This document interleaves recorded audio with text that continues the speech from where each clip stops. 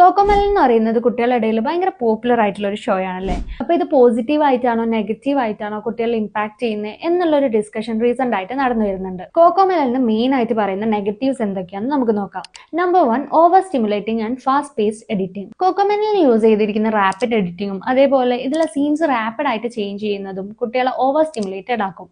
അതുകൊണ്ട് തന്നെ ഇത് കുട്ടികളുടെ അറ്റൻഷൻ ആൻഡ് കോൺസെൻട്രേഷൻ കുറയാനുള്ള കാരണമാകും. Number 2, limited educational depth. പല പാരന്റ്സും പറയുന്ന കാര്യമാണ് എൻ്റെ മോൻ കോക്കോമെലൻ കണ്ടിട്ടാണ് പല വേർഡ്സും പഠിച്ചത്, പല റൈംസും പഠിച്ചത് എന്നൊക്കെ. പക്ഷേ ഈ ഒരു എഡ്യൂക്കേഷണൽ കോണ്ടന്റിൽ നിന്നും നമുക്ക് കുട്ടികൾക്ക് ആവശ്യമായിട്ടുള്ള ഡെപ്തോ അല്ലെങ്കിൽ ആ ഒരു കോംപ്ലക്സിറ്റിയിലോ അവരെ പഠിപ്പിക്കുന്നില്ല.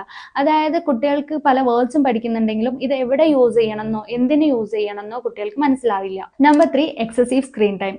ഇതിൽ യൂസ് ചെയ്തിരിക്കുന്ന കളേഴ്സും കാര്യങ്ങളൊക്കെ കുട്ടികളെ നന്നായിട്ട് അട്രാക്ട് ചെയ്യും. ആൻഡ് ഓഫ് കോഴ്സ് സ്ക്രീൻ എന്ന് പറയുന്നത് ഡോപ്പമൈൻ പ്രൊഡ്യൂസിംഗ് ആണ്. കൂടുതൽ സ്ക്രീനിലേക്ക് കുട്ടികളെ അട്രാക്ട് ചെയ്യും.